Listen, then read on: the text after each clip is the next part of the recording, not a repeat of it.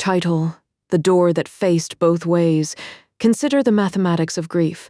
It multiplies where you expect it to subtract, divides the self into before and after, leaves remainders that never quite resolve. Lily Crane, 19 years old, daughter of the Illinois soil, understands numbers.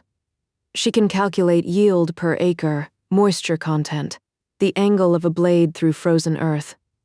What she cannot calculate is the precise moment a family becomes a memory, or why the universe, in its infinite arithmetic, sometimes offers what appears to be a correction. Tonight, on a farm that smells of ozone and turned clay, Lily Crane is about to discover that every equation has two sides, and the equal sign can face either direction. The tornado had not been forecast. That was the thing Lily kept returning to in the days after, the way you press a bruise to confirm it still hurts. The sky had been unremarkable. That flat, humid gray of late October in central Illinois, the kind of sky that promises nothing worse than drizzle. Her mother had been at the kitchen table with a seed catalog. Her father had been in the south field checking the last of the soybean harvest with her brother Danny, who was 16 and trying to grow a mustache that came in pale and sparse and made him look like a catfish. Lily herself had been in the barn, wrestling with the hydraulic lift on the old John Deere, her knuckles split and greased, when the light changed. The light changed the way a switch gets thrown. She heard it before she felt it, a sound like every freight train in the county converging on one point, and then the barn doors tore off their hinges and she threw herself into the equipment trench beneath the tractor and held on to a floorbolt with both hands while the world above her became pure physics, no longer the world at all. 11 seconds, she would later tell the county assessor. She counted. When she climbed out, there was no house. There was no south field, not in any recognizable form. The grain bins had been peeled open like tin cans, their contents spiraled across what used to be the Jennings property line. The oak her great-grandfather had planted in 1931 was simply absent, root system and all, as though it had volunteered to leave. There was no mother at the kitchen table. There was no kitchen table. Her father's truck was found 3 days later, upside down in a drainage ditch 4 miles north, both of them still inside. The coroner used the word instantaneous with the professional gentleness of someone who had used it many times. Lily understood she was supposed to find comfort in instantaneous. She could not locate it. Danny's body took longer. A week. She didn't sleep the week it took. The stranger arrived on the 23rd day. Lily had been sleeping in the county emergency shelter, a high school gymnasium that smelled of rubber mats and institutional coffee. But she drove out to the property every morning the way she would have driven to work, because the property was work, because standing in the wreckage was still a form of presence. She had salvaged what she could, her mother's wooden recipe box, warped but intact, found under 3 feet of debris and still somehow closed. A photograph of Danny at his first county fair, holding a blue ribbon beside a pig he'd named Senator. Her father's reading glasses, the frames bent, one lens intact. These she kept in a grocery bag in the back seat of her truck like relics from a saint nobody had canonized yet. The man was standing in what had been the front yard. He was perhaps 40, or ageless in the way of people who have spent a lot of time outside, weathered rather than old, with sun-creased eyes and the kind of stillness that made you notice it because stillness was unusual. He wore a canvas jacket, dark green, and he was looking at the foundation slab with the focused attention of someone reading a document, not surveying a disaster. He had no vehicle that Lily could see. The county road was empty in both directions. She pulled up and got out without deciding to. This is private property. He looked at her without surprise.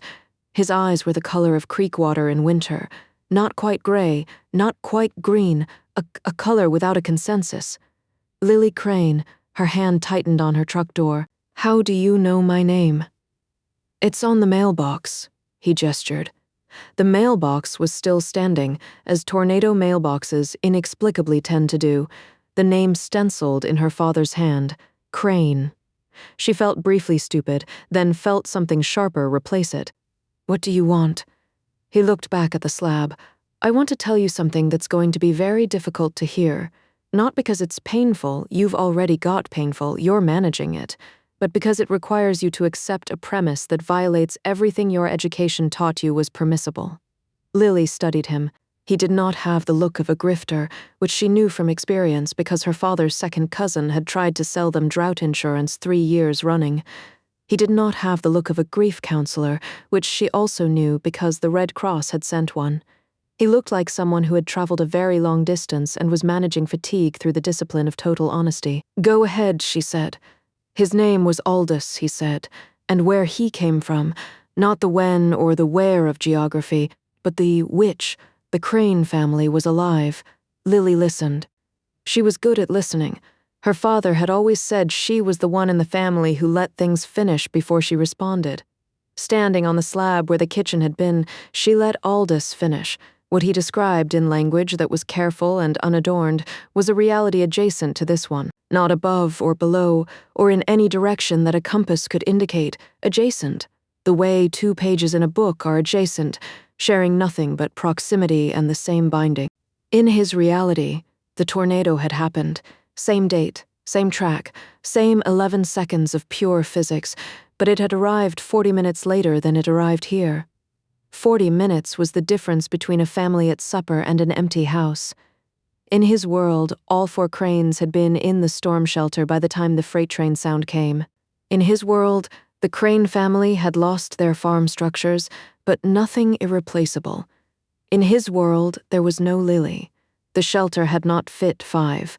The daughter had been in the barn, same as here in the same equipment trench, holding the same bolt. "You lost someone," Lily said. "Yes, you lost me. The version of you that exists there, yes." She stood with that for a long moment. A red-tailed hawk moved across the sky above the absent oak, hunting something in the stripped field. "You want me to go there?" "I want to offer you the choice. A door opens tonight. It's a function of the storm's residue, a kind of atmospheric scar. It will be available for approximately 4 hours beginning at sunset. I can show you where it is. On the other side, your family is in a FEMA trailer on this same property. Your mother has been cooking on a 2-burner camp stove and complaining about it. Your father has been meeting with the insurance adjuster. Your brother has been failing to grow a better mustache." She looked at him sharply. She had not mentioned the mustache to anyone. Not the Red Cross counselor, not her aunt in Springfield, not the county assessor. It was too small and too Danny for those conversations. "How do you know about—" "Because she told me, the Lily there, before she was gone. She talked about him constantly." Lily turned away from him and looked at the mailbox with her father's handwriting on it. The stencil had always gone slightly crooked on the C, because her father was precise about most things but impatient about aesthetic ones.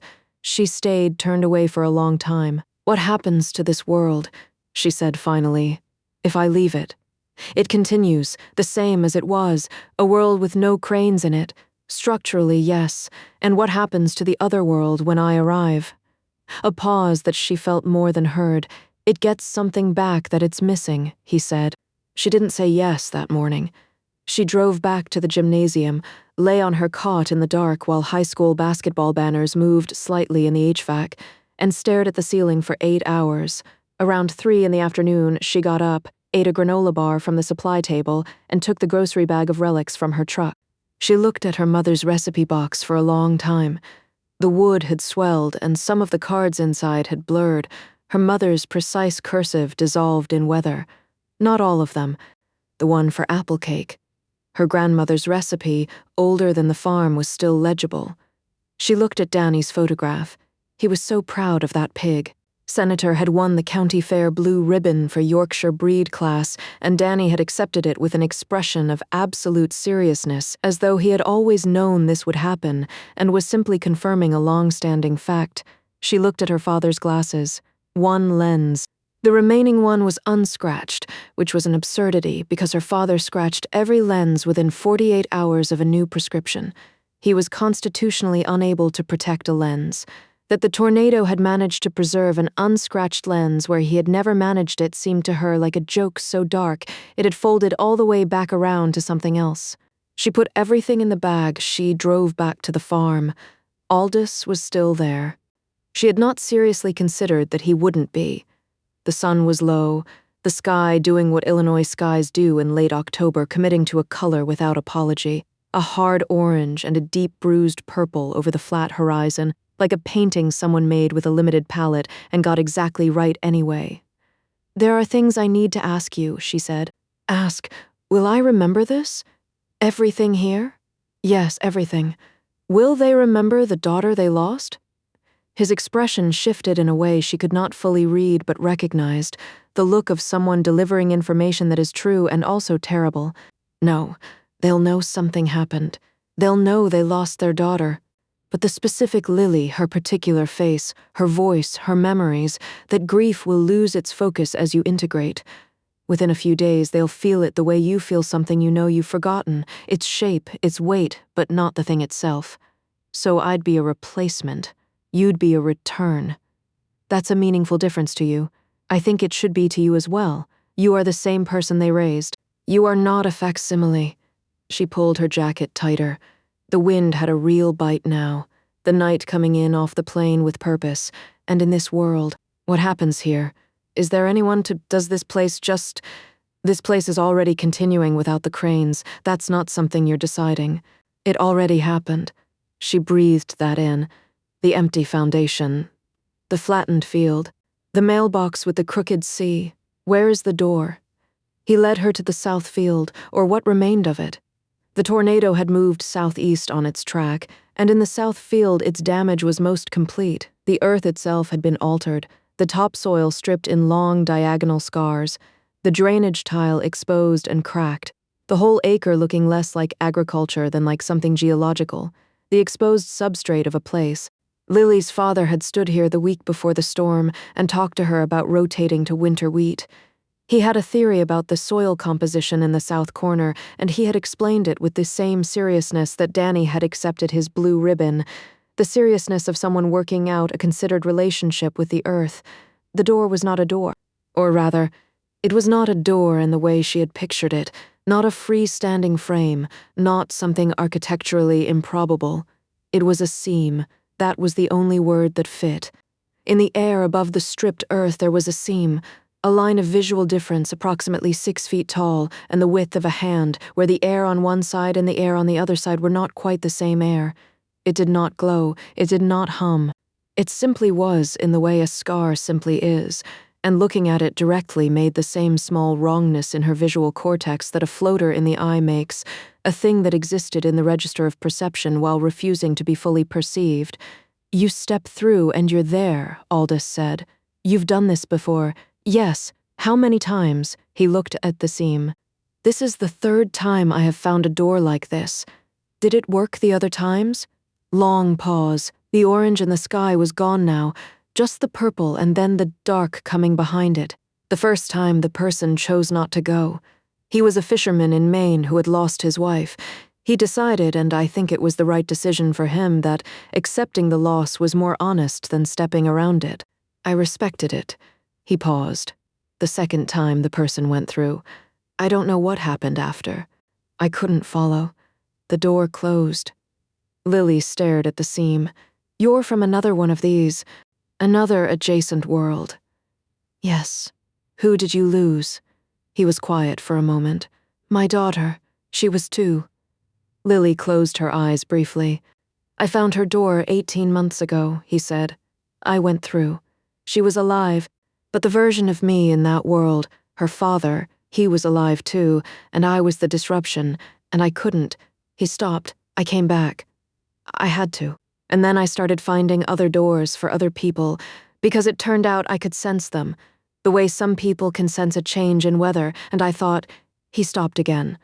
"I thought if I could give someone else what I couldn't take for myself, it would count for something, a kind of arithmetic." She opened her eyes. The seam was still there, exactly as it had been. "The other Lily," she said. "How did she die?" "The same way her family almost did. The shelter had a structural failure. Part of the roof came down. She died in the shelter. Yes." Lily looked at the ground, at the exposed earth her father had analyzed, the soil he had theories about. "She died the way they almost died." "Yes. And she knew what she was losing. She talked about you all for an hour," Aldous said. "She talked about your mother's recipe box. She mentioned the mustache." She said your father always scratched his lenses within 2 days of a new prescription, and she said it like it was the funniest and most maddening thing in the world, and she was laughing when she said it. He looked at Lily directly. She said the last thing she said was that she hoped wherever she went next had long winters, because she'd never liked the cold, but she was afraid without it she'd stop knowing what warmth felt like. Lily was quiet for a long time. She was me. She was you. We were the same person in a different 11 seconds. The purple was almost gone. True dark coming. In the seam above the stripped earth, there was the faintest, most illegitimate suggestion of something on the other side. Not a different scene, not another image, just a quality of air that was somehow more occupied, more warm, more in use. Lily Crane, who was good at numbers, stood on the exposed substrate of her father's field and ran the arithmetic one final time. One daughter lost, one family surviving, one door, one choice. She picked up the grocery bag. She checked that the recipe box was inside and the photograph and the glasses with one lens. She thought of her mother's voice, which she was already starting to lose, the precise timbre of it, its morning quality versus its evening quality, the way it sharpened when she was impatient and softened when she was frightened. 23 days, and already the edges were going, the way the recipe cards had blurred. She thought of her father's particular way of looking at the South Field, the way he assessed it not just agriculturally but personally, the way a person looks at something they are in active relationship with. She thought of Danny and the mustache that wasn't really growing. She thought of Senator the pig. She thought of the Maine fisherman who decided that accepting the loss was more honest. She thought of Aldous at 2 years old, whatever that daughter had been like, the specific weight of that loss. She thought of the other Lily dying in the storm shelter, laughing about the lenses. She stepped through. The physical sensation was nothing. That was the truest description she had. There was no tearing, no flash, no passage through anything describable. There was before and there was after, with no seam in the experience to match the seam in the field, and after was different from before in the way that waking differs from sleep, not in the experiencing of transition, but in the simple fact of being in a different state. She stood in the same field, the same stripped earth, the same exposed drainage tile, the same diagonal scars. The sky above her was identical. The last purple, the first dark.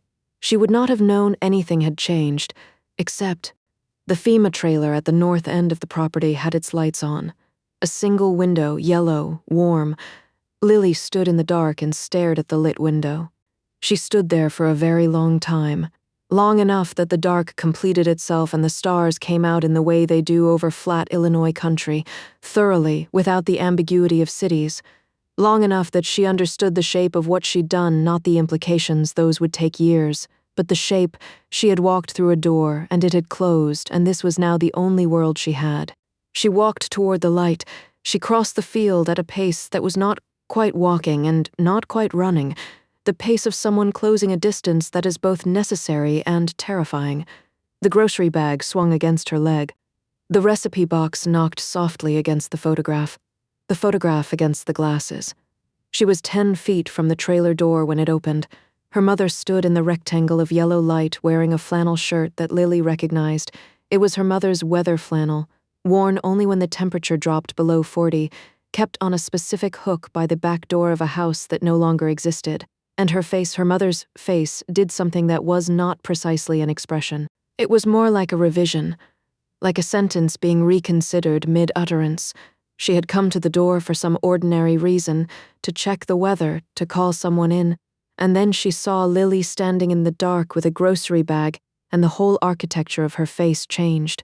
What, her mother said, one syllable, pure reflex. Lily opened her mouth to say something that she had not prepared, because there were no words that were appropriate to this moment that she could have prepared. And what came out instead was, "I have your recipe box." She held up the bag. Her mother made a sound that was not a word and not a cry, but some third thing that had no name. And then she was off the trailer step and across the mud, and her arms were around Lily and the grocery bag was crushed between them. And Lily could smell the flannel, the specific smell of her mother's flannel on cold nights, which was wood smoke and fabric softener, and something underneath both of those that was just her mother's particular smell, the smell that precedes memory, that lives below the level where memory operates. She held on. Inside the trailer, her father was sitting at the small fold-down table with the insurance paperwork. He looked up when the door opened. He was wearing his glasses, one lens. Lily stopped inside the door.